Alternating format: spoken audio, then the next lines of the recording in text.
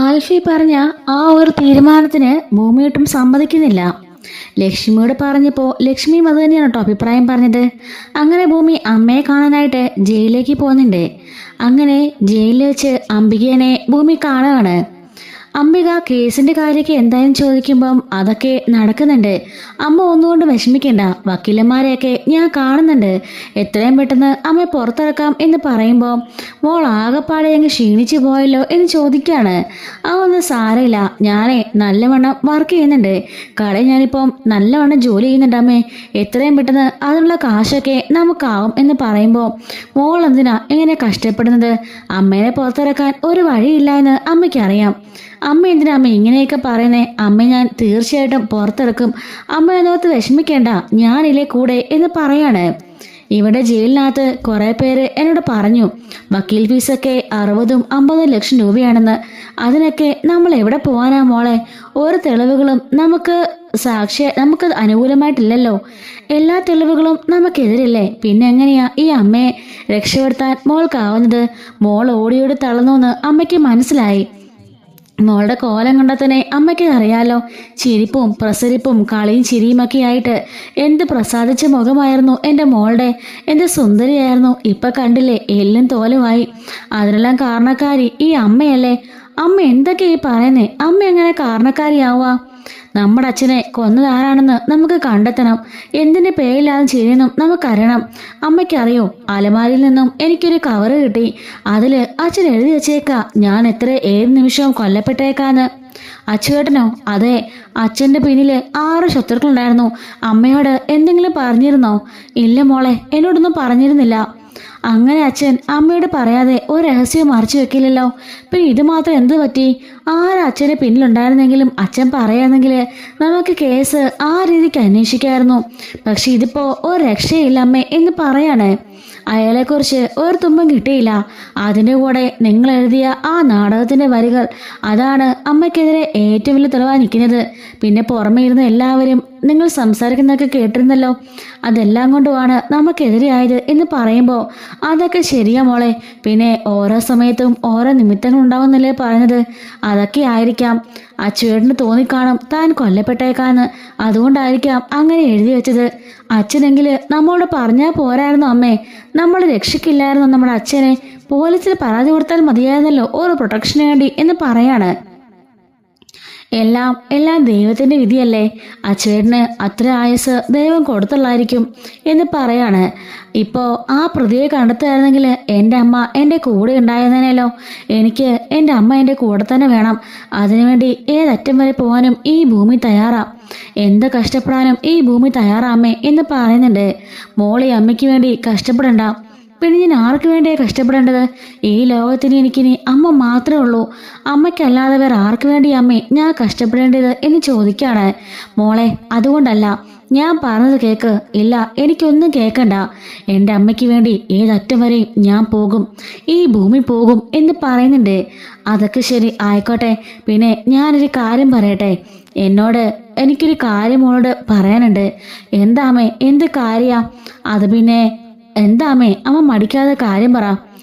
അത് പിന്നെ അച്ചുവേട്ടൻ എന്നെ പറയാൻ ഏൽപ്പിച്ച കാര്യമായിരിക്കാം. അച്ചുവേട്ടൻ അന്ന് ആ ഫംഗ്ഷനിൽ വെച്ച് മോളോട് പറയാൻ ആഗ്രഹിച്ച ഒരു കാര്യമുണ്ട്. എന്ത് കാര്യം? അത് പിന്നെ എന്ന് പറയുമ്പം അമ്മ പറയാമേ എന്ന് പറയുമ്പോഴേക്കും അംബിക അവിടെ നിന്നൊരു പൊട്ടിക്കരയുന്നുണ്ട്. അമ്മേ, എന്താമ്മേ, എന്തിനമ്മേ കരയുന്നേ? അമ്മ വിഷമിക്കണ്ട അമ്മേ, ഞാൻ പുറത്തിറക്കും, എന്ത് കഷ്ടപ്പാട് സഹിച്ചാണെങ്കിലും എൻ്റെ അമ്മയെ ഞാൻ പുറത്തിറക്കും. അച്ഛൻ എന്താ പറഞ്ഞത് എന്ന് ചോദിക്കാണ്. അത് പിന്നെ വേറൊന്നും അല്ല മോള് എന്താമേ, എനിക്കും അച്ചേട്ടനും കുട്ടികളുണ്ടാവില്ല എന്ന് ഡോക്ടർ വിധി എഴുതിയതാണ്. ഞങ്ങളുടെ നാട്ടിൽ നിന്ന് ഇങ്ങോട്ടേക്ക് വന്നതാ. ഇവിടെ വന്നപ്പോൾ ഒരു ദിവസം അച്ചുവേട്ടൻ വന്നപ്പോൾ ഒരു പെൺകുട്ടിയായിട്ട് കയറി വരുന്നു. ഏകദേശം 3 വയസ്സ് പ്രായമുള്ള ഒരു കൊച്ചു പെൺകുട്ടി. കാണാൻ എന്ത് ഐശ്വര്യമായിരുന്നറിയോ? ആ കൊച്ചുകുട്ടിയെ പിന്നെ ഞങ്ങൾ സ്വന്തം പോലെ ലാളിച്ചു വളർത്തി, അവളെ വളർത്തി വലുതാക്കി വലിയൊരു പെൺകുട്ടിയാക്കി എന്ന് പറയുമ്പം അമ്മ എന്തൊക്കെയാണ് പറയുന്നേ? ആരുടെ കാര്യം പറയണേ? നിന്റെ കാര്യമാണ് ഞാൻ പറഞ്ഞത്. മോളെ പ്രസവിച്ചത് ഈ അമ്മയല്ല. അതിനുള്ള ഭാഗ്യം എനിക്ക് കിട്ടിയില്ല. ഒരമ്മയാകാനുള്ള ഭാഗ്യം എനിക്ക് കിട്ടിയില്ല മോളെ. പക്ഷേ നിന്നെ വളർത്തി ഞാൻ എൻ്റെ ആഗ്രഹം സാക്ഷാത്കരിക്കുകയായിരുന്നു. നിന്റെ അച്ഛനും അതുപോലെ തന്നെയാ. ഞങ്ങൾക്ക് കുട്ടികളുണ്ടാവില്ല. അതുകൊണ്ടാണ് മോളെ എവിടുന്നോ അച്ഛനെ കൊണ്ടുവന്നത്. ശരിക്കും മോളുടെ അച്ഛനും അമ്മയും അല്ല മോളെ ഞങ്ങൾ എന്ന് പറയുമ്പം അമ്മ എന്തൊക്കെയായി പറയുന്നേ? ഇതൊന്നും ഞാൻ വിശ്വസിക്കില്ല. അമ്മ എന്തൊക്കെയോ പ്ലാൻ ചെയ്ത് കള്ളം പറയുന്നതാ. അല്ല മോളെ, ഞാൻ പറഞ്ഞത് സത്യമാണ്. അച്ചേട്ടനെ പറഞ്ഞേൽപ്പിച്ച കാര്യ. ഇതാണ് സത്യം. മോള് ഞങ്ങളുടെ സ്വന്തം മകളല്ല. എനിക്ക് പ്രസവിച്ച കുഞ്ഞല്ല നീ എന്ന് പറയുമ്പോഴേക്കും ഞാനിത് വിശ്വസിക്കില്ലെന്ന് പറഞ്ഞുകൊണ്ട് ഭൂമിയാണെങ്കിലോ അലറിക്കരയുന്നുണ്ട്. അല്ല മോളെ, ഞാൻ പറഞ്ഞത് സത്യമാണ്. മോള് എൻ്റെ മകളല്ല എന്ന് പറയുമ്പോഴേക്കും വിങ്ങിപ്പൊട്ടി ഭൂമി കരയാണ്. ഞാൻ പിന്നെ ആറ് മകളാ. ഞാൻ എവിടുന്ന് വന്നതാ? അച്ഛനെ എവിടുന്ന് കിട്ടിയതാ എന്നൊക്കെ ചോദിക്കുമ്പം അച്ചേട്ടൻ മോൾ ആറ് മോളാണെന്ന് ഒരിക്കലും എന്നോട് പറഞ്ഞിരുന്നില്ല. ഞങ്ങളുടെ സ്വന്തം മോളെ പോലെയല്ലേ ഞങ്ങൾ മോളെ വളർത്തിയത്. ഒരു കുറവും ഞങ്ങൾ വരുത്തിയിട്ടില്ല. പക്ഷേ നിന്റെ അച്ഛന് നിർബന്ധമായിരുന്നു നിന്നെ നിന്റെ വീട്ടുകാർക്ക് തിരികെ കൊടുക്കണമെന്ന്. നിന്റെ അച്ഛൻ ആരാണെന്ന്, നിന്റെ സ്വന്തം അച്ഛൻ ആരാണെന്ന് അച്ഛനറിയായിരുന്നു. അയാളുടെ കയ്യിൽ അന്ന് ഫാദേഴ്സ് ഡേ ചടങ്ങിനന്ന് മോളെ ഏൽപ്പിക്കാനായിരുന്നു അച്ഛൻ്റെ പരിപാടി. പക്ഷേ അന്ന് ഇതൊക്കെ സംഭവിച്ചു. അപ്പോൾ എൻ്റെ സ്വന്തം അച്ഛൻ ആരാണെന്ന് നമ്മുടെ അച്ഛൻ അറിയില്ല അമ്മേ. ഇല്ല മോളെ, നമ്മുടെ അച്ഛൻ അറിയില്ല. മോളുടെ സ്വന്തം അച്ഛൻ ആരാണെന്നുള്ള കാര്യം അച്ഛേട്ടന് അറിയില്ല. അച്ഛേട്ടനറിയാം, പക്ഷെ എന്നോട് പറഞ്ഞിട്ടില്ല. എനിക്കറിയില്ല ആരാണെന്ന് എന്ന് പറയാണ്. അച്ഛന് മാത്രമേ അത് അറിയുണ്ടായിരുന്നുള്ളൂ. അതിനെ ചുറ്റിപ്പറ്റിയായിരിക്കാം എന്തെങ്കിലും അപകടം അച്ഛന് ചുറ്റും ഉണ്ടായിരുന്നത്. പക്ഷേ എന്താണെന്നും എനിക്കറിയില്ല മോളെ. ശരിക്കും സത്യമായിട്ടും ഞാനീ പറഞ്ഞതെല്ലാം 100% സത്യമാണ്. അല്ലെങ്കിൽ ഞാൻ എൻ്റെ മോളെ ഇങ്ങനെ പറയുമെന്ന് മോള് തോന്നുന്നുണ്ടോ എന്ന് ചോദിക്കുമ്പം അമ്മ എന്നെ തള്ളി പറയാണോ, എന്നെ വേണ്ടെന്ന് വെക്കാണോ? മോൾ എന്തായി പറയുന്നേ? എൻ്റെ മോളല്ലേ, ഞാൻ തള്ളി പറയുമോ എൻ്റെ മോളെ? എൻ്റെ ജീവനാ എൻ്റെ ഭൂമി മോള്. ഈ ഭൂമിയിൽ എനിക്ക് ഏറ്റവും അധികം ഇഷ്ടമുള്ളത് എൻ്റെ അച്ഛനെയും എൻ്റെ മോളെയും മാത്രമാണ്. മോളെ കിട്ടിയത് പിന്നെ ഞങ്ങൾ നാട്ടിലേക്ക് പോകാറേയില്ല. ഓർത്തറ ചോദ്യവും കുത്തുവാക്കൊക്കെ കേൾക്കും. അത് മാത്രമല്ല, മോളെ കിട്ടിയതിൽ കണക്കും കാര്യങ്ങളും വെച്ച് നോക്കുമ്പം അവർക്ക് സംശയം ഉണ്ടാവില്ലേ? അതുകൊണ്ട് മോള് കുറച്ച് വലുതായി കഴിഞ്ഞപ്പോഴാണ് ഞങ്ങൾ നാട്ടിലേക്ക് പോലും പോയത്, ആർക്ക് സംശയം തന്നിരിക്കാനായിട്ട്. ഇത്രയും കാലം ഞങ്ങളുടെ സ്വന്തം മോളെ പോലെയാ മോളെ വളർത്തിയത്. അപ്പോൾ എൻ്റെ അച്ഛനമ്മയും ആരാമേ? അവരെന്തിനാ എന്നെ ഉപേക്ഷിച്ചത്? അതൊന്നും അറിയില്ല. നിന്റെ അച്ഛന് നിന്നെ കിട്ടിയത് എവിടെ നിന്നാണെന്നൊന്നും എനിക്കറിയില്ല മോളെ. നിന്നെ കിട്ടി ഒരു ദിവസം രാത്രിയിൽ നിന്നെയും കൊണ്ട് അച്ചേട്ടൻ കയറി വന്നു. ഞാൻ ആകെപ്പാട് ടെൻഷനായിപ്പോയി. പക്ഷേ അച്ചേട്ടൻ ഇനി മുതൽ നമ്മുടെ മോളാണെന്ന് വളർത്താമെന്ന് പറഞ്ഞപ്പോൾ എനിക്ക് ഒത്തിരി സന്തോഷമായി. മോളെ കുളിപ്പിച്ച് കണ്ണെഴുതി പൊട്ടുതൊട്ട് ഭക്ഷണം നൽകി ഞാനെൻ്റെ പൊന്നു പോലെ എൻ്റെ മാറോട് ചേർത്തിയാണ് വളർത്തിയത്. കുഞ്ഞില്ലാതെ കുറേ വർഷങ്ങളായി ഞങ്ങൾ അപമാനം സഹിച്ച് കഴിയായിരുന്നു. ആ സമയത്താണ് എൻ്റെ മോൾ എനിക്ക് കിട്ടിയത്. പൊന്നു പോലെയാ ഞാൻ നോക്കിയത് എന്നൊക്കെ പറഞ്ഞിട്ട് അമ്പിക കരയാണ്. മോളുടെ അച്ഛനമ്മ ആരാണെന്ന് മോളെ കണ്ടെടുത്തണം. മോളുടെ അച്ഛൻ്റെ അവസാനത്തെ ആഗ്രഹമായിരുന്നല്ലോ അത്. മോളുടെ അച്ഛനെയും അമ്മയും കണ്ടെത്തി മോളെ അവരയിൽ ഏൽപ്പിക്കാനായിരുന്നു മോളുടെ അച്ഛൻ്റെ അന്നത്തെ തീരുമാനം. അതിനു മുമ്പേ ഇങ്ങനെയൊക്കെ സംഭവിച്ചു പോയില്ലേ? അല്ലെങ്കിൽ അന്നറിയായിരുന്നു മോളുടെ യഥാർത്ഥ അച്ഛൻ ആരാണെന്ന് എന്ന് പറയുന്നുണ്ട്. വേണ്ട, അത് നടക്കാൻ നന്നായി. എനിക്ക് എൻ്റെ സ്വന്തം അച്ഛനമ്മയെന്ന് കാണണ്ട. എനിക്ക് ഈ അമ്മയെ മതി, എൻ്റെ അച്ഛനെ മതി എന്നൊക്കെ പറഞ്ഞുകൊണ്ട് അമ്പയുടെ കൈ പിടിച്ച് കരയുമ്പം, വേണ്ട, ഇനി ഞാൻ നിൻ്റെ ആരുമല്ല. ഞാനൊരു കാര്യം പറഞ്ഞേക്കാം. എന്നെ പുറത്തിറക്കാനായിട്ട് നീ ഓടി നടക്കണ്ട. നീ കഷ്ടപ്പെടുകയും വേണ്ട. അതെനിക്ക് കാണണ്ട. ഞാൻ നിന്റെ ആരുമല്ലല്ലോ. പിന്നെ നീ എന്തിനാ എനിക്ക് വേണ്ടി കഷ്ടപ്പെടുന്നത്? മര്യാദയ്ക്ക് നീ നിന്റെ ജീവൻ നോക്കി പോയിക്കോണം. അല്ലാതെ എനിക്ക് വേണ്ടി വെറുതെ കഷ്ടപ്പെടാൻ നിൽക്കണ്ട എന്നും പറഞ്ഞ് അംബിക കരഞ്ഞുകൊണ്ട് തിരിഞ്ഞു പോകുമ്പം അമ്മേനെ വിളിച്ചുകൊണ്ട് അവിടെ അലറിക്കിടന്ന് കരയാണ് ഭൂമി. അങ്ങനെ കരഞ്ഞ് അവളുടെ താഴെ വീണു പോകുന്നുണ്ട്. അംബിക ശരിക്കും അങ്ങനെ പറഞ്ഞത് വേറൊന്നും കൊണ്ടല്ല. സഹതടവുകാരിൽ നിന്നും മറ്റും അംബിക മനസ്സിലാക്കിയിട്ടുണ്ട് 10-60 ലക്ഷം രൂപ വേണം തന്നെ പുറത്തിറക്കാൻ. അതിനുവേണ്ടി ഭൂമി ഒരുപാട് കഷ്ടപ്പെടുമെന്ന്. അതുകൊണ്ട് ഭൂമി ഒരിക്കലും കഷ്ടപ്പെടണ്ടെന്ന് കരുതിയിട്ടാണ് അംബിക അങ്ങനെയൊക്കെ പറയുന്നത്. അംബികയും കരഞ്ഞുകൊണ്ടാണ് അകത്തേക്ക് കയറി പോണത്. അങ്ങനെ ഭൂമി കരഞ്ഞുകൊണ്ട് അവളുടെ വീട്ടിലേക്ക് വരികയാണ്. അവിടെ വന്നിരുന്ന് പൊട്ടി കരയുന്നുണ്ട്. എന്ത് ചെയ്യണം എന്നൊന്നും അവൾക്കറിയില്ല. ഇനി മുമ്പോട്ട് എന്ത് ചെയ്യണം? അപ്പോൾ ഒരു കാര്യം തീരുമാനിക്കുകയാണ്. തൻ്റെ അമ്മയ്ക്ക് വേണ്ടി എന്തും ചെയ്യണം. താൻ കഷ്ടപ്പെടാതിരിക്കാൻ വേണ്ടിയാണല്ലോ തൻ്റെ അമ്മ പറഞ്ഞത്. ഞാൻ ആരുമില്ലെന്ന് അമ്മ പറഞ്ഞില്ലേ? അല്ല, ഞാൻ തെളിയിക്കും. എൻ്റെ അമ്മയുടെ സ്വന്തം മകളാ ഞാൻ. എൻ്റെ അമ്മയെ ഞാൻ പുറത്തിറക്കും എന്ന് തീരുമാനിക്കുന്നുണ്ട്. അങ്ങനെ ആൽഫിയെ വിളിച്ച് ഒരു ഹോട്ടലിലേക്ക് വരാൻ വേണ്ടിയിട്ട് ഭൂമി പറയുന്നുണ്ട്. പറഞ്ഞ പ്രകാരം ഭൂമിയും അതുപോലെ ആൽഫിയാണെങ്കിൽ അജയും കൂട്ടിക്കൊണ്ട് ഒരു ഹോട്ടലിലേക്ക് വരുന്നുണ്ട്. അങ്ങനെ അവിടെത്തുമ്പോഴേക്കും ഭൂമിയോട് അജയ് ചോദിക്കാണ്, എന്താ ഭൂമി പെട്ടെന്ന് ഇങ്ങനെ ഒരു കൂടിക്കാഴ്ച? അപ്പം ആൽഫി ചോദിക്കാണ്, അമ്മയെ കാണാൻ പോയിരുന്നോ? അതെ, കാണാൻ പോയിരുന്നു. അമ്മ എന്ത് പറഞ്ഞു? അമ്മ എന്ത് പറയാനാ? ഞാൻ ഇറക്കുമെന്നുള്ള പ്രതീക്ഷയൊക്കെ എൻ്റെ അമ്മയുടെ നഷ്ടപ്പെട്ടു. 10-60 ലക്ഷം രൂപ വേണമെന്ന് അമ്മ മനസ്സിലാക്കി. അതുകൊണ്ട് തന്നെ അമ്മയ്ക്കിപ്പം ആകപ്പാടെ സങ്കട. എന്നോട് കേസിന് പുറകെ നടക്കണ്ട, വക്കീലിനെ വെക്കണമെന്നൊക്കെ പറഞ്ഞ് ആകപ്പാടെ അപ്സെറ്റാ. ഞാൻ കഷ്ടപ്പെടുന്നതായിരിക്കും എന്ന് പറയുമ്പം അമ്മമാരെല്ലാം അങ്ങനെയല്ലേ ഭൂമിയെന്ന് ആൽഫി ചോദിക്കാണ്. അതുകൊണ്ട് തന്നെ വക്കീല് പറഞ്ഞ കാര്യത്തിന് സമ്മതം അറിയിക്കാനാണ് ഞാൻ വന്നത്. ഏത് കാര്യമെന്ന് ആൽഫി ചോദിക്കാണ്. അപ്പോഴേക്കും ഭൂമി അജയുടെ മുഖത്തേക്ക് നോക്കുന്നുണ്ട്. അഭിനയിക്കാൻ ഞാൻ റെഡിയാണ് എന്ന് പറയുമ്പോഴേക്കും അജയ്ക്ക് അത് വലിയ ആശ്വാസമാവുന്നുണ്ട്. അപ്പോ ആൽഫി ചോദിക്കാണ്, ശരിയാണോ ഭൂമി? നീ പറഞ്ഞത് ശരിയാണോ? അതെ, ഞാൻ പറഞ്ഞത് ശരിയാ. എൻ്റെ അമ്മയെ പുറത്തിറക്കാൻ വേണ്ടി ഞാൻ അറ്റം വരെ പോകണം.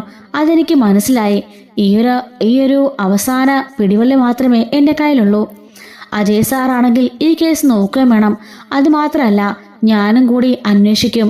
അതിന് സാറിനെ സമ്മതിക്കുകയും വേണം എന്ന് പറയുമ്പം അതിനും എഗ്രി ചെയ്യുന്നുണ്ട്. ഭൂമി പറയാണ്, എത്രയും പെട്ടെന്ന് ഒരു എഗ്രിമെന്റ് തയ്യാറാക്കണം. അപ്പോൾ അജയ് പറയുന്നുണ്ട്, അതെല്ലാം ഞാൻ ഏറ്റു. ദേ നമ്മുടെ വക്കീലുണ്ടല്ലോ, നല്ലൊരു എഗ്രിമെന്റ് തന്നെ അയാൾ തയ്യാറാക്കി തരും. അഞ്ജന മറ്റൊരു വിവാഹം കഴിക്കുന്നവരെ മാത്രം മതി നമ്മുടെ ഈ ഒളിച്ചുകളി. അതുമാത്രമല്ല, എനിക്കൊരു പഴയ കാലമുണ്ട്. ആ കാലത്തെക്കുറിച്ചൊക്കെ ഞാൻ ഭൂമിയോട് പിന്നെ പറയാം. അതിലേക്ക് പോകാൻ വേണ്ടിയിട്ടാണ് എൻ്റെ ആഗ്രഹം എന്ന് പറയുമ്പം അതെന്ത് കഥയാ എന്ന് ചോദിക്കുകയാണ്. ആൽഫി പറയുന്നുണ്ട്, അതൊക്കെ ഒരു വലിയ കഥയാ, അത് പിന്നെ പറയാം എന്ന് പറയുന്നുണ്ട്. ശരി, എന്നാൽ എഗ്രിമെൻ്റ് ഒക്കെ റെഡിയാക്കിക്കോ, ഞാൻ സൈൻ ചെയ്യാൻ തയ്യാറാ എന്ന് പറയുന്നുണ്ട്. അങ്ങനെ ആൽഫി എഗ്രിമെൻ്റ് ഒക്കെ റെഡിയാക്കിക്കൊണ്ട് വരുന്നുണ്ട്. അജയും ഭൂമിയും അതിൽ സൈൻ ചെയ്യുകയും ചെയ്യാണ്. രണ്ടുപേരും ഒരു വീട്ടിൽ താമസിക്കുകയാണെങ്കിലും രണ്ടുപേരും പരസ്പരം മറ്റൊരു ബന്ധവും പാടില്ല. അതുപോലെ അധികാരം കാണിക്കാനോ മറ്റുള്ളവരുടെ പ്രൈവസിയിൽ ഇടപെടാനോ രണ്ടുപേർക്കും അവകാശമില്ല. അഞ്ജനയുടെ വിവാഹം കഴിയുന്നതോട് കൂടിയിട്ട് ഈ ബന്ധം അവസാനിക്കണമെന്നും എഗ്രിമെന്റിൽ കൃത്യമായി തന്നെയുണ്ട്. അങ്ങനെ രണ്ടുപേരും ആ ഒരു എഗ്രിമെന്റിൽ ഒപ്പുവയ്ക്കുകയാണ്.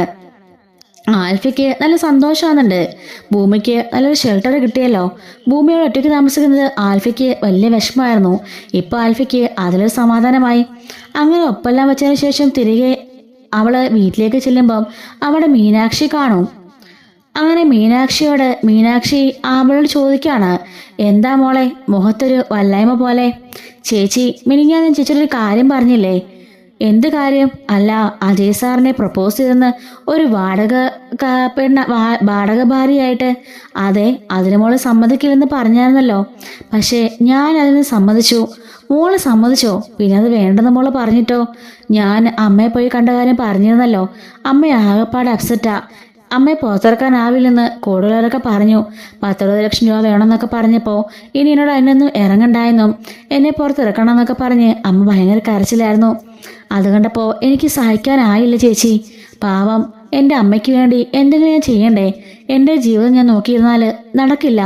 അതുകൊണ്ട് എൻ്റെ അമ്മയെ പുറത്തിറക്കണം. ഇതാകുമ്പോൾ അജയ് സാറ് കേസ് നോക്കിക്കോളും. അത് മാത്രമല്ല, ആ പണവും എനിക്ക് കിട്ടും എന്ന് പറയുന്നുണ്ട്. മോളെ, ഇത് വേണോ? മോളുടെ ഭാവി. എന്ത് ഭാവി ചേച്ചി? എൻ്റെ അമ്മ മാത്രമല്ലേ ഉള്ളൂ എനിക്കിനി ബാക്കിയായിട്ട്. അതിനിടയിൽ എനിക്കിനി എന്ത് ഭാവിയാ എന്ന് പറയാണ്. അല്ല, ബാക്കി കാര്യങ്ങളൊക്കെ അപ്പം എങ്ങനെയാ? ചടങ്ങിന് വേണ്ടി ഒരു താലി കിട്ടും, രജിസ്റ്ററിൽ ഒരു ഒപ്പ് വെക്കും, അത്രേ ഉള്ളൂ. ഞങ്ങൾ തമ്മിൽ വേറൊരു ബന്ധം ഉണ്ടാകാൻ പാടില്ല. അത് കൃത്യമായി തന്നെ എഗ്രിമെന്റിൽ പറഞ്ഞിട്ടുണ്ട്. എഗ്രിമെന്റിൽ ഞാൻ സൈൻ ചെയ്തു. അഞ്ജനയുടെ വിവാഹം എന്ന് കഴിയുന്നോ അന്നോട് കൂടിയിട്ട് ഞാനും സാറുമായിട്ട് ഡിവോഴ്സ് ചെയ്യുകയും ചെയ്യും. മാന്യമായിട്ട് നിയമപരമായി വിവാഹം കഴിച്ച് ഡിവോഴ്സ് ചെയ്യുന്നു, അത്രേ ഉള്ളൂ എന്ന് പറയാണ്. മോളെ എന്ന് വിളിക്കുമ്പം ഇല്ല ചേച്ചി, ഇതിന്റെ അവസാനത്തെ കച്ചിത്തുരുമ്പ. എൻ്റെ അമ്മയെ രക്ഷിക്കാൻ എനിക്കിതല്ലാതെ വേറൊരു മാർഗവും ഇല്ല. എന്നെ തൂക്കി വിറ്റാൽ പോലും എനിക്ക് വേറൊന്നും കിട്ടാൻ പോണില്ലെന്ന് ഭൂമി പറയുന്നുണ്ട്. പക്ഷേ ആ വീട്ടിലുള്ള എല്ലാവരും എന്നെ സ്വന്തം പോലെയാ സ്നേഹിക്കുന്നത്. അവരുടെയൊക്കെ മുമ്പിൽ ഞാൻ അവരെ കബളിപ്പിക്കുകയാണല്ലോ, അവരെ പറ്റിക്കുകയാണെന്ന് ഓർക്കുമ്പം എനിക്ക് സഹിക്കാനാവുന്നില്ല. എന്നെ അത്ര വിശ്വസിക്കുന്ന ആ കുടുംബത്തെ ചതച്ചുകൊണ്ട് വേണ്ടേ ഞാൻ അങ്ങോട്ടേക്ക് കയറി ചെല്ലാൻ. അതോർക്കുമ്പോൾ എന്നെ ചങ്ക് പടയുന്നുണ്ട് എന്ന് ഭൂമി പറയുന്നുണ്ട്. അങ്ങനെ മീനാക്ഷിയും ഭൂമിയും കൂടി അതിനെ തീരുമാനിക്കുന്നുണ്ട്. അതേ സമയത്ത് സൗഭാഗ്യപുരത്ത് കല്യാണൊരുക്കങ്ങളൊക്കെ നടക്കാണ്. ഹൽദി ഫംഗ്ഷനൊക്കെ വളരെ മനോഹരമായി തന്നെ അടിച്ചു പൊളിച്ച് ആഘോഷിക്കുന്നുണ്ട്. പിറ്റേ ദിവസം രാവിലെ ആൽഫയാണെങ്കിൽ ഭൂമിയെ കൂട്ടാൻ വരുന്നുണ്ട്. അതുപോലെ തന്നെ അജയും വരികയാണ്. അജയും കല്യാണ വേഷത്തില് ഭൂമിക്ക് കല്യാണ വേഷമൊക്കെ അവരെടുത്ത് കൊടുക്കുന്നുണ്ട്. അങ്ങനെ സൗഭാഗ്യപുരത്തുള്ള എല്ലാവരും കൂടിയിട്ട് സ്വർണ്ണം എടുക്കാൻ വേണ്ടി ഒരു ജ്വല്ലറിലേക്ക് പോകണുണ്ട്. ഈ സമയം നമ്മുടെ ഭൂമിയാണെങ്കിൽ ആ ജ്വല്ലറിൽ ഇരിപ്പുണ്ട് കേട്ടോ. അപ്പോൾ അഞ്ജന ഭൂമിയെ കാണുന്നുണ്ട്. അഞ്ജനയും അനുപമയും കൂടി അങ്ങോട്ടേക്ക് വരികയാണേ. ഭൂമി അങ്ങനെ സ്വർണത്തിന് ഓർഡർ പറഞ്ഞതിന് മുന്നേ തന്നെ അഞ്ജന എന്നിട്ട് പറയാണ്, എന്തെടുക്കാനാടി വന്നത്? മൂക്കുത്തിയാണോ? ഇത് ഇവളൊരു ദരിദ്രവാസിയാ, ചായക്കടയാ ഇവൾക്കുള്ളത്, വഴിയോർത്തൊരു ചായക്കട. ഇവള് എന്ത് വാങ്ങിക്കാനാ? സ്വർണ്ണമൊക്കെ നോയിക്കോണേ എന്നൊക്കെ പറഞ്ഞ് അഞ്ജനെ കളിയാക്കിയിട്ട് പോകുന്നുണ്ട്. ഭൂമി ഒന്നും മിണ്ടാതിരിക്കുകയാണ്. കാരണം അവൾ ആകെപ്പാട് ടെൻഷനാണല്ലോ. നാളെ ഈ വിവാഹമല്ലേ മുടക്കാൻ പോണത്. അപ്പോഴേക്കും അങ്ങോട്ടേക്ക് അജയും ആൽഫയും കയറി വരുന്നുണ്ട്. എല്ലാം എടുത്തോ? ഇല്ല, ഒന്നും എടുത്തില്ല, സാറ് വന്നിട്ട്. അപ്പോഴേക്കും ആ നെക്ലേസ് ഇങ്ങെടുക്ക് എന്ന് പറയുന്നുണ്ട്. അങ്ങനെ വലിയൊരു നെക്ലേസ് എടുത്ത് ഭൂമിക്ക് അജയ് വെച്ച് നോക്കാണ്. ഇത് മതി. അങ്ങനെ അവൾക്കുള്ള വളയും മാലയും നെക്ലേസും നെറ്റിച്ചുറ്റിയും അതുപോലെ കൊലുസും കമ്മലും എല്ലാം അജയ് തന്നെ സ്വർണ്ണക്കടയിൽ നിന്ന് എടുക്കുകയാണേ. അങ്ങനെ അവിടെ നിന്ന് ഒരു താലി എടുക്കുന്നുണ്ട്. ഈ താലി മതിയെന്ന് അജയ് പറയാണ്. ആൽഫി പറയാണ്, എത്ര സിമ്പിളായിട്ടാടാ നീ ഇതെല്ലാം ചെയ്യുന്നത്, നിനക്കൊരു എക്സ്പീരിയൻസ് ഉണ്ടോ? ഒന്ന് പോടായെന്ന് ആൽഫിയോട് അജയ് പറയുന്നുണ്ട് കേട്ടോ.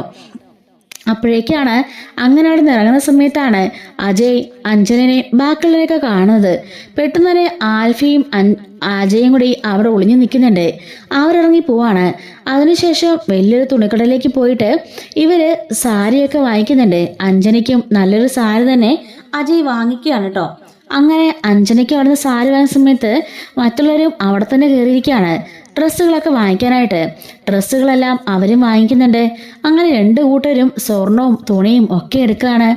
അങ്ങനെ ആൽഫി നമ്മുടെ ഭൂമിയെ കൊണ്ടുപോയി അവളുടെ വീട്ടിൽ ഇറക്കി വിടുന്നുണ്ട് കേട്ടോ. ഈ സമയം മീനാക്ഷി അവർ ഉണ്ടായിരിക്കും.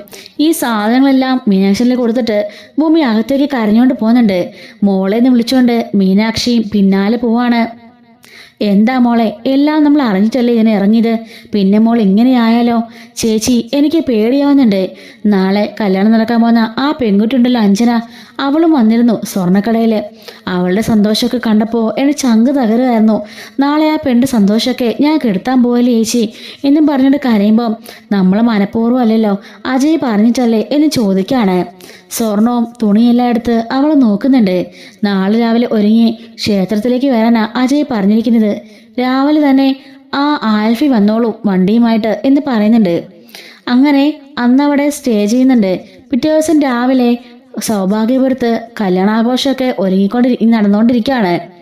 ഈ സമയത്ത് അജയ് ഞാൻ അമ്പലത്തിലേക്ക് പോയിട്ടാന്ന് പറഞ്ഞുകൊണ്ട് അമ്മയുടെ അച്ഛനെ കാലിട്ട് അനുഗ്രഹം വാങ്ങിക്കുകയാണ്. എടാ, അമ്പലത്തിൽ പോകുന്നതിന് എന്തിനാടാ അനുഗ്രഹം എന്ന് ചോദിക്കുമ്പം അതൊക്കെ വേണമെന്നും പറഞ്ഞുകൊണ്ട് അവിടുന്ന് പോകുന്നുണ്ട്. ഇതേ സമയത്ത് നമ്മുടെ ഭവാനിയും മോളും ഭയങ്കര ഹാപ്പിയാണ്. ഇന്നുകൊണ്ട് കൊട്ടാരം മൊത്തം തങ്ങളുടെ കയ്യിലാകുമല്ലോ എന്ന് വിചാരിച്ച് ഹാപ്പിയായിട്ടിരിക്കുകയാണ് രണ്ടുപേരും. മുത്തശ്ശിയും ബാക്കി എല്ലാവരും ഭയങ്കര ഹാപ്പി ആയിട്ട് എല്ലാവരും അടിച്ചു പൊളിക്കുന്നുണ്ട് കേട്ടോ. ഇവന്റ് മാനേജ്മെൻ്റൊക്കെ ഭയങ്കര ഗംഭീരമായിട്ട് തന്നെ ആ കല്യാണം പ്ലാൻ ചെയ്യുന്നുണ്ട്. ഇതേ സമയത്ത് നമ്മുടെ നമ്മുടെ ഭൂമിയാണെങ്കിൽ ഒരുങ്ങി ഇറങ്ങുന്നുണ്ട്. മീനാക്ഷി അവളെയും ഒരുക്കിക്കൊണ്ട് പുറത്തേക്ക് ഇറങ്ങുകയാണ്. അങ്ങനെ ഇറങ്ങുമ്പോഴേക്കും ആൽഫി കാറുമായിട്ട് വന്നു കഴിഞ്ഞു. ഭൂമി അപ്പം കാണാൻ ഭയങ്കര സുന്ദരിയായിരിക്കും കേട്ടോ. നല്ല മാച്ചിങ് ആയിട്ടുള്ള കല്യാണ സാരിയും അതുപോലെ ഓർണമെന്റ്സ് ഒക്കെ ഇട്ട് ഭൂമി എല്ലാത്തിനും നല്ല ക്യൂട്ടാണല്ലോ. ആ ഒരു കല്യാണ വേഷത്തിൽ നല്ല സുന്ദരിയായിരിക്കും. അങ്ങനെ വണ്ടിയിൽ കയറിയിട്ട് അജയാണിട്ട് വണ്ടി കൊടുത്തിട്ടത്. വണ്ടിയിൽ കയറി എല്ലാവരും കൂടി ആ ഒരു അമ്പലത്തിലേക്ക് ചെന്ന് കയറുന്നുണ്ട്. അപ്പോൾ വലിയൊരു ട്വിസ്റ്റ് കൂടിയാണ് സംഭവിക്കാൻ കേട്ടോ. കാണാതെ പോയ സുമിത്ര ഉണ്ടല്ലോ, ആ സുമിത്ര ആ ഒരു അമ്പലത്തിന്റെ വാതിൽക്കൽ തന്നെ ഇരിക്കുന്നുണ്ട്, ഒരു ഭിക്ഷക്കാരിയായിട്ട് കേട്ടോ. കാണാതെ പോയതാണല്ലോ സുമിത്രനെ, അതായത് നമ്മുടെ ഭൂമിയുടെ അമ്മേനെ കേട്ടോ. ആ ഒരു വാതിൽക്കൽ തന്നെ ആ ഭൂമിയുടെ അമ്മ ഇരിക്കുന്നുണ്ട്. ഈ സമയത്ത് അഞ്ജനയും കൂട്ടിക്കൊണ്ട് അമ്പലത്തിലേക്ക് പോകാൻ വേണ്ടിയിട്ട് ഭവാനി നമ്മുടെ അനുപമയുടെ ഒക്കെ പറയുന്നുണ്ട്. അങ്ങനെ അനുപമയും പിന്നെ നമ്മുടെ സംഗീതയും അതുപോലെ അഞ്ജന, അനുപമ, പിന്നെ എല്ലാവരും കൂടെ കൂടിയിട്ട് സത്യദാസും എല്ലാവരും കൂടിയിട്ട് അമ്പലത്തിലേക്ക് പോവാണ്. പോയൊരു പൂജ കഴിച്ചിട്ട് വരാൻ പറഞ്ഞ് മുതശ്ശിലന് പറഞ്ഞേക്കുന്നുണ്ട് കേട്ടോ. മാധവനും എല്ലാവരും ഉണ്ട്. അങ്ങനെ അമ്പലത്തിന് പുറത്ത് ഇവർ വന്ന് വണ്ടി നിർത്തുന്നുണ്ടേ. വണ്ടി നിർത്തി എല്ലാവരും അകത്തേക്ക് കയറി പോവാണ്. ലാസ്റ്റായിട്ട് സത്യദാസ് ആണെങ്കിൽ വണ്ടി ഒതുക്കിയിട്ട് നടന്ന് റോഡ് ക്രോസ് ചെയ്യുമ്പോഴായിരിക്കും ആ വേലക്കാരനെ സത്യൻ കാണുന്നത്. നോക്കുമ്പോൾ സുമിത്ര പോലെ തന്നെ ഒരു പെണ്ണ്, മുഖം മറച്ചാണ് ഇരിക്കുന്നത്. പകുതി മുഖം മാത്രമേ കാണുന്നുള്ളൂ. ആ പകുതി മുഖം തൻ്റെ ഭാര്യയുടെ പോലെ ആണല്ലോ എന്ന് ഇവൾ ഓർക്കുന്നുണ്ട്. നമ്മുടെ സത്യൻ ഓർക്കാണ്. അങ്ങനെ അവളെ തന്നെ നോക്കി നിൽക്കുമ്പോഴേക്കും സംഗീത വന്നിട്ട് ഏട്ടാ കാര്യമാന്ന് പറയാണ്. നിക്ക് സംഗീത വരാന്ന് പറയുമ്പോഴേക്കും ഇങ്ങോട്ട് വായേട്ടെന്ന് പറയാണ്. പേഴ്സിൽ നിന്നും ഒരു 500 താളെടുത്ത് അവളുടെ ഭിക്ഷപാത്രത്തിലേക്ക് ഇട്ട് കൊടുത്തിട്ട് അകത്തേക്ക് കയറി പോവാണ് സത്യൻ. സത്യന്റെ മനസ്സിനകത്ത് തൻ്റെ ഭാര്യയെ പോലെ തന്നെ ഉണ്ടല്ലോ എന്ന് ഒരു തോന്നലുണ്ടായി. ശരിക്കും അത് ഭൂമിയുടെ അമ്മ തന്നെ ആയിരുന്നു കേട്ടോ. തൊട്ട് മുമ്പായിട്ട് ഒരു ടെസ്റ്റ് കൂടി ഉണ്ടായിരുന്നു. ഭൂമി ഈ അമ്പലത്തിലേക്ക് കയറുമ്പോഴേക്കും അവിടെ ഒരു കല്ലിൽ തട്ടി ഭൂമി താഴെ വീഴാൻ പോണുണ്ട്. അപ്പോൾ ഭൂമിയുടെ കയ്യിൽ നിന്നും ആ താലിമാല തെറിച്ച് പോകുന്നുണ്ട്. ആ താലി കയ്യിൽ പിടിക്കുന്നത് ഈ സ്ത്രീ ആയിരിക്കും, അതായത് ഭൂമിയുടെ അമ്മ. ആ താലി തിരിച്ച് അവളുടെ കയ്യിലേക്ക് കൊടുക്കുന്നുണ്ട്. വീഴാതെ ഭൂമി താങ്ങി പിടിക്കുന്നുണ്ട്.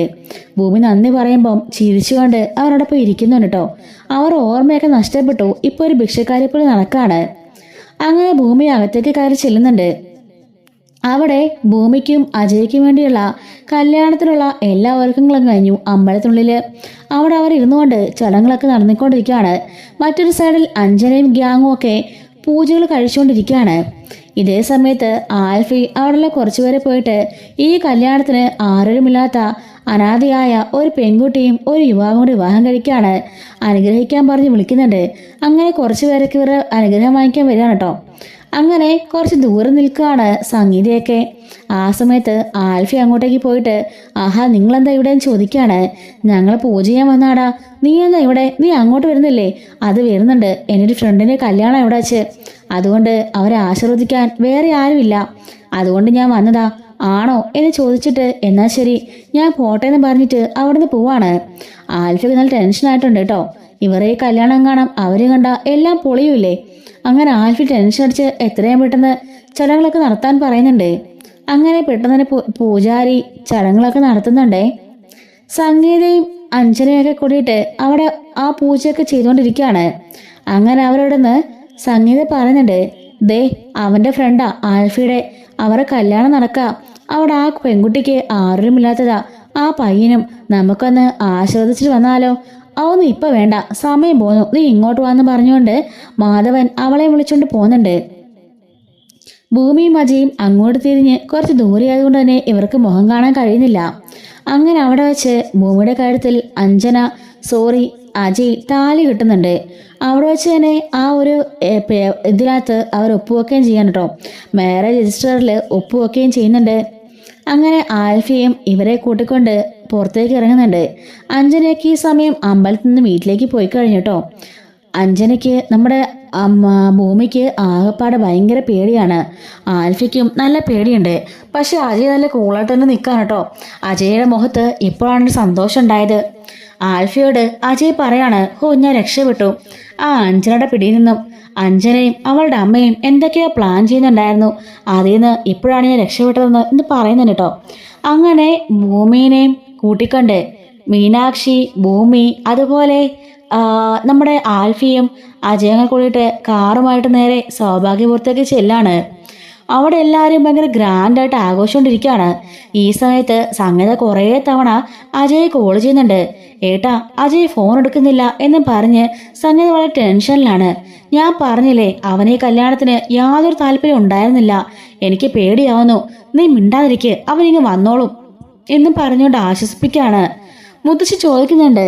എവിടെ സംഗീതേ, നിന്റെ മോൻ എവിടെ എന്ന് ചോദിക്കാൻ കേട്ടോ. അവൻ ഇപ്പൊ വരും അമ്മേ എന്നും പറഞ്ഞുകൊണ്ട് അവരെയും സംയമനപ്പെടുത്തി നിൽക്കാണ് കേട്ടോ. ഇതേ സമയത്ത് ഭൂമി സൗഭാഗ്യപൂരത്തിന്റെ ഗേറ്റ് കടന്ന് വരുന്നുണ്ട്. അവിടെ എല്ലായിടത്തും അഞ്ജന വെഡ്സ് അജയൻ എഴുതിക്കുന്നത് കണ്ട് അവളുടെ ചങ്കൊന്ന് പിടയുകയാണ്. ഇത്രയും നേരം ഏതൊരു സ്വപ്നലോകത്ത് പോലെയായിരുന്നു ഭൂമി. എല്ലാത്തിനും നിന്നു കൊടുക്കുക തന്റെ അമ്മയ്ക്ക് വേണ്ടി. പക്ഷെ ഇപ്പോ അവളുടെ മനസ്സിൽ വല്ലാത്തൊരു ആളലുണ്ടാവുകയാണ്. ഈ സമയത്ത് അജയാണെങ്കിൽ കൂളായിട്ട് കയറി വരുന്നുണ്ട്, ഭൂമിയുടെ കയ്യും പിടിച്ച്. പിന്നാലെ തന്നെ ആൽഫി മീനാക്ഷിയാണ് കേട്ടോ. രണ്ടുപേരും കൂടി അകത്തേക്ക് ഇങ്ങനെ കയറാൻ വരുമ്പോഴേക്കും വാതിൽ തുറന്ന് ഇവര് അവിടെ നിൽക്കുന്നത് കണ്ട് എല്ലാവരും ഞെട്ടി വിറച്ച് നിൽക്കുകയാണ്. അഞ്ജനയും ഭവാനിയും അതുപോലെ സംഗീതയും മുത്തശ്ശിയും ആ വീട്ടിലെ എല്ലാവരും ആ കാഴ്ച കൊണ്ട് നടുങ്ങി വിറയ്ക്കുന്നുണ്ട്. ഭൂമിയുടെ കയ്യം പിടിച്ച് താലിയും മാലയുമായിട്ട് നിൽക്കുകയാണ് രണ്ടുപേരും. കാലെടുത്ത് അകത്ത് വെക്കാൻ പോകുമ്പോഴേക്കും നിൽക്കണം അവിടെയെന്ന് മുത്തശ്ശി പറയുന്നുണ്ട്. അങ്ങോട്ടേക്ക് ഓടിയ മുത്തശ്ശി അവന്റെ കവളത്ത് ആഞ്ഞടിക്കുന്നുണ്ട്. എന്താണ് ഇത് എന്ന് ചോദിക്കാണ്. മുത്തശ്ശി, ഞാൻ പറഞ്ഞില്ലേ എനിക്ക് അഞ്ജനെ ഇഷ്ടമല്ല എന്ന് വെച്ച് നീ ഇവളെ എന്ന് ചോദിക്കുന്നുണ്ട്. അപ്പോഴേക്കും അങ്ങോട്ടേക്ക് ഭവാനി വരുന്നുണ്ട്. എന്താടാ എന്റെ മോക്ക് ആശ കൊടുത്തിട്ട് എന്ന് ചോദിക്കുമ്പോഴേക്കും ഞാൻ പറഞ്ഞല്ലേ ഞാൻ ആർക്കും ആശ കൊടുത്തിട്ടില്ല, അവളെ ഇഷ്ടമില്ലെന്ന് ഞാൻ പറഞ്ഞല്ലേ എന്നൊക്കെ ചോദിക്കുന്നുണ്ട്. അങ്ങോട്ടേക്ക് മാധവനും സത്യനും എല്ലാവരും വന്ന് ഭയങ്കര ബഹളമാണ് കേട്ടോ. മാധവൻ വന്നിട്ട് മോനെ കുറേ ചീത്ത പറയുന്നുണ്ട്. ഇതേ സമയത്ത് സത്യൻ അങ്ങോട്ടേക്ക് വരുന്നുണ്ട്. സത്യം വന്നിട്ട് ഭൂമിയോട് ചോദിക്കുകയാണ്, ഇതിനാണോടി നീ ഇവിടെ ചുറ്റിപ്പറ്റി നടന്നത്? നിന്നെ സ്വന്തം മോളെ പോലെയല്ലേ ഞങ്ങളെ കണ്ടത്, അതിനുള്ള ശിക്ഷയാണോ നീ നൽകിയത് എന്ന് ചോദിക്കുകയാണ്. നിന്നെ സ്വന്തം മോളെ പോലെ കണ്ട് ഇങ്ങോട്ടേക്ക് കയറ്റിയതാ ഞങ്ങളുടെ കുഴപ്പം. കണ്ണും കാലും കാണിച്ച് ഇവനെ നീ വഷളാക്കിയല്ലേ എന്ന് ചോദിക്കുമ്പം ഭൂമി കരഞ്ഞുകൊണ്ട് ഒന്നും മിണ്ടാ നിൽക്കാണ്. മര്യാദയ്ക്ക് ഇറങ്ങി പൊക്കോണം ഇവിടുന്ന്, നിനക്കൊന്നും ഈ വീട്ടിൽ സ്ഥാനമില്ല എന്ന് പറയുന്നുണ്ട്. ഇനി മുതൽ അഞ്ജനയാണ് എൻ്റെ മകള്, അഞ്ജനേനെ ഞാൻ എൻ്റെ മകളെ പോലെ സ്വീകരിക്കാൻ പോവാണ് എന്നൊക്കെ പറയുന്നുണ്ട്. അവളുടെ കണ്ണീരിന് നീയൊക്കെ കൂടി വില പറയേണ്ടി വരും എന്ന് പറയാണ് കേട്ടോ. അങ്ങോട്ടേക്ക് അഞ്ജന വരുന്നുണ്ട്. എത്ര ധൈര്യം ഉണ്ടെങ്കിൽ നീ ഈ ചതി എന്നോട് ഇന്നലെ അപ്പോ സ്വർണ്ണം എടുക്കാൻ വന്നത് ഇതിനു വേണ്ടിയായിരുന്നല്ലേ, നീ എന്നെ കളിയാക്കുകയായിരുന്നല്ലേ, ഇത്രയും കാലം കൂടെ നടന്ന് ചതിക്കുകയായിരുന്നല്ലേ എന്ന് ചോദിച്ചുകൊണ്ട് അഞ്ജന അടിക്കാൻ വേണ്ടി കൈ വാങ്ങുമ്പോഴേക്കും ആ കൈക്ക് കയറി അജയ് പിടിക്കുന്നുണ്ട്. നീ ആരെയടി തല്ല നോക്കുന്നത്, ഇതാരാണെന്നറിയോ, എൻ്റെ ഭാര്യയാണ് എന്നും പറഞ്ഞുകൊണ്ട് അജയ് ദേഷ്യപ്പെടുന്നുണ്ട്. എല്ലാവരും അത് കേട്ട് ഞെട്ടി നിൽക്കുകയാണ്. ഭൂമിയാണെങ്കിലോ ഭയങ്കര കരച്ചിലായിരിക്കും. മുത്തശ്ശി പറയാണ് വിടരാ അവളെ. അപ്പോഴേക്കും അജയ് ആഞ്ചയുടെ കയ്യിൽ നിന്നും കൈയെടുക്കുന്നുണ്ട്. അഞ്ജന കരഞ്ഞോണ്ട് അകത്തേക്ക് കയറി ഓടുകയാണ്. നീ എന്താടാ കാണിച്ചത്? ഇവളെയും വിളിച്ചു കയറ്റിക്കൊണ്ട് ഇങ്ങോട്ട് വരാൻ നിനക്കൊന്ന് ധൈര്യം വന്നടാ. കൊള്ളാടി, നിന്നെ സ്വന്തം കൊച്ചുമോളെ പോലല്ലേ ഞാൻ കരുതിയത്, നിന്റെ മനസ്സിലിരിപ്പ് ഇതായിരുന്നല്ലേ എന്ന് ചോദിക്കാണ്. സംഗീത ഒന്നും മിണ്ടാതെ ഞെട്ടി നിൽക്കുക കേട്ടോ. സംഗീതയും പറഞ്ഞിട്ടുണ്ട്, നിന്നെയൊക്കെ ഇങ്ങനെ ഇവിടെ കേട്ട് തന്നെ വലിയ കുഴപ്പമായി പോയി. എൻ്റെ മോനെ നീ വളച്ചെടുത്തില്ലേ, ഈ ദിവസം തന്നെ ഇത് വേണമായിരുന്നോ എന്നൊക്കെ ചോദിച്ചുകൊണ്ട് കരയുന്നുണ്ട്. ഇനി ഒരിക്കലും നിനക്കിവിടെ സ്ഥാനമില്ലെന്ന് മുത്തശ്ശി പറഞ്ഞിട്ടോ. അജയോടും ഭൂമിയോട് പറയാണ്, ഈ വീട്ടിൽ നിന്നെ കയറ്റാൻ സാധിക്കില്ല, മര്യാദയ്ക്ക് ഇറങ്ങിപ്പോയിക്കോ എന്ന് പറയുന്നുണ്ട്. അപ്പോഴേക്കും അജയ് പറയാണ്, എൻ്റെ ഭാര്യയ്ക്ക് ഇടമില്ലാത്തൊരു വീട്ടിൽ എനിക്ക് വേണ്ട സ്ഥലം, ഞങ്ങൾ എങ്ങോട്ടെങ്കിലും പോയിക്കളാന്നും പറഞ്ഞുകൊണ്ട് കയ്യിൽ പിടിച്ചുകൊണ്ട് ഇറങ്ങുമ്പം മോനേന്ന് പറഞ്ഞ് സംഗീത പോകാൻ പോകുമ്പം മുത്തശ്ശി തടയുകയാണ് കേട്ടോ. അങ്ങനെ അജയ് അവിടെ നിന്ന് അവളെയും കൂട്ടിക്കൊണ്ട് പുറത്തേക്ക് ഇറങ്ങുന്നുണ്ട്. ആൽഫി മീനാക്ഷിയും പിന്നാലെ തന്നെ പോവാണ്. ഇനിയിപ്പോ എന്തു ചെയ്യും അജയ് എന്ന് ചോദിക്കണം ആൽഫി. നീ നോയിക്കോ, 10 മിനിറ്റിനുള്ളിൽ എൻ്റെ അമ്മ ഇങ്ങോട്ടേക്ക് വരും. എന്നിട്ട് ഞങ്ങളെ വിളിച്ചോണ്ട് അകത്തേക്ക് പോകും. എൻ്റെ അമ്മയെക്കുറിച്ച് എനിക്കറിയില്ലടാ എന്ന് ചോദിക്കാണ്. അവിടെ കിടന്ന സംഗീത പ്രശ്നം ഉണ്ടാക്കാണ്. അമ്മ കണ്ടില്ലേ എൻ്റെ മോൻ ഇറങ്ങിപ്പോയി, പോട്ടെ എങ്ങോട്ടെന്ന് വെച്ചാൽ പോട്ടെ, അവളെയും കൊണ്ട് കയറി വന്നാലേ അവൻ എന്തുമാത്രം ധൈര്യം ഉണ്ടായി ഇങ്ങനെയൊക്കെ ചെയ്യാനായിട്ട്. അമ്മേ ഞാൻ പറഞ്ഞ കേക്ക്, അവൻ ആദ്യമേ പറഞ്ഞല്ലേ അഞ്ജന ഇഷ്ടമില്ലെന്ന്, നിർബന്ധിച്ച് എല്ലാവരും കൂടി വിവാഹം കഴിപ്പിക്കാൻ ശ്രമിച്ചുകൊണ്ടല്ലേ ഇങ്ങനെയൊക്കെ സംഭവിച്ചത്. ഓഹോ, നീയപ്പോൾ അവന് സപ്പോർട്ട് പറയാണോ? അമ്മേ പിന്നെ ഞാനെന്നാ ചെയ്യണ്ടേ, അതെൻ്റെ മകനല്ലേ, അവനോട് ഇറക്കി വിട്ടാൽ പിന്നെ ഞാനും പോകും എങ്ങോട്ടെങ്കിലും എന്ന് പറയുന്നുണ്ട്. മാധവന് ഒന്നും മിണ്ടാതെ നിൽക്കാണ്. അമ്മേ ഞാൻ അവരെ വിളിച്ച് കയറ്റിക്കോട്ടെ എന്ന് ചോദിക്കുമ്പോഴേക്കും മുത്തശ്ശി എന്തെങ്കിലും കാണിക്ക്, പക്ഷേ ഞാനും അവരുമായിട്ട് ഇനി യാതൊരു ബന്ധവും ഉണ്ടാവില്ല എന്നും പറഞ്ഞ് അകത്തേക്ക് കയറി പോകുന്നുണ്ട്. അപ്പോഴേക്കും ഭവാനി ചോദിക്കാണ്, എന്ത് സംഗീതേ, അപ്പൊ നീ അവളെ വിളിച്ചു കയറ്റാണോ ഉദ്ദേശം? ഞാൻ പിന്നെ എന്ത് ചെയ്യണം ഏട്ടത്തി? അവളിപ്പോൾ എൻ്റെ മകൻ്റെ ഭാര്യയല്ലേ, അങ്ങനെ ഇപ്പോൾ ഉപേക്ഷിക്കാൻ സാധിക്കുമോ എന്ന് ചോദിക്കുന്നുണ്ട്. അങ്ങനെ സത്യം പറയാണ്, ഒരിക്കലുമില്ല, അവളെ കൊണ്ടൊക്കെ കയറ്റാൻ ഞാൻ സമ്മതിക്കില്ല. ഏട്ടാ പ്ലീസ്, ഏട്ടാ സമ്മതിക്കണം, അല്ലാതിപ്പോൾ ഞാൻ എന്ത് ചെയ്യാനാ, അല്ലെങ്കിൽ ഞാൻ എൻ്റെ മോനെ കൂടി ഇവിടെ നിന്ന് ഇറങ്ങിപ്പോയിക്കളാമെന്ന് സംഗീത പറയുന്നുണ്ട്. എന്തെങ്കിലും ആവട്ടെ എന്ന് പറഞ്ഞുകൊണ്ട് അവിടെ ദേഷ്യപ്പെട്ട് സത്യനാണെങ്കിൽ ഇറങ്ങി അവൻ്റെ വീട്ടിലേക്ക് പോകണുണ്ട്. പുറത്തിറങ്ങി നിൽക്കുന്ന നമ്മുടെ അജയും ഭൂമിയും വെയിറ്റ് ചെയ്ത് നിൽക്കുകയാണ് സംഗീതയുടെ വരാനായിട്ട്. അപ്പോൾ സംഗീതയും അനുപമയും കൂടെ കൂടിയിട്ട് ഒരു ആരതി വിളക്കൊക്കെ ആയിട്ട് അങ്ങോട്ടേക്ക് വരുന്നുണ്ട്. ഭൂമിനെ അജയനെ അവർ ഒഴിയുന്നുണ്ട്. എന്നിട്ട് നിലവിളക്ക് കൊടുത്ത് അകത്തേക്ക് കയറി വാ എന്ന് പറയുന്നുണ്ട് കേട്ടോ. അജയ് ചിരിക്കുമ്പോഴേക്കും ഭൂമിയോട് സംഗീത പറയാണ്, ഞാൻ നിങ്ങളെ സ്നേഹിച്ചുകൊണ്ടോ ഇഷ്ടപ്പെട്ടുകൊണ്ടോ അകത്തേക്ക് കയറ്റല്ല, എൻ്റെ തലയെടുത്തായിപ്പോയി, ഇത് ഞാൻ പ്രസവിച്ച മകനായി പോയല്ലോ, അതുകൊണ്ട് മാത്രം എന്നും കരുതി നിന്നെ മരുമകളായിട്ട് സ്വീകരിക്കുന്നൊന്നും നീ കരുതണ്ട എന്ന് ഭൂമിയോട് പറയുമ്പോൾ ഭൂമിക്ക് സങ്കടം വരുന്നുണ്ട്. അങ്ങനെ ഭൂമിയെ അജയ് തോളത്ത് തട്ടി ആശ്വസിപ്പിക്കുകയാണ്.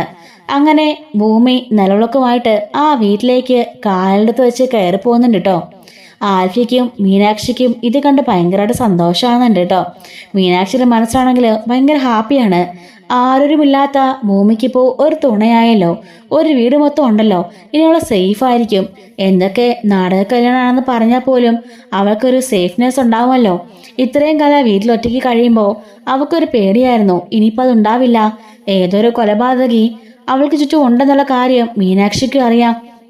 ഇനിയിപ്പം അജയുടെ ഭാര്യയല്ലേ, അപ്പൊ പിന്നെ ആരെയും അവൾ പേടിക്കണ്ട, ഒരു പോലീസുകാരന്റെ ഭാര്യയല്ലേ എന്നൊക്കെ ഓർത്ത് മീനാക്ഷിയും സന്തോഷിക്കുന്നുണ്ട് കേട്ടോ. ഇവർ വിവാഹത്തിൽ സീരിയലിന്റെ ഇനി എല്ലാ അപ്ഡേറ്റ്സ് നമ്മുടെ ഈ ചാനൽ അപ്ലോഡ് ചെയ്യുന്നതായിരിക്കും കേട്ടോ. ഇനി മുതൽ അതിന്റെ സ്റ്റോറി ആയിരിക്കും നമ്മുടെ ഈ ചാനലിന് അപ്ലോഡ് ചെയ്യാൻ പോണത്. ഡെയിലി അപ്ലോഡ്സ് ഉണ്ടാവും. മിസ്സാവാതിരിക്കാൻ ചാനൽ മറക്കാതെ സബ്സ്ക്രൈബ് സപ്പോർട്ട് ചെയ്യണേ. Thanks for watching.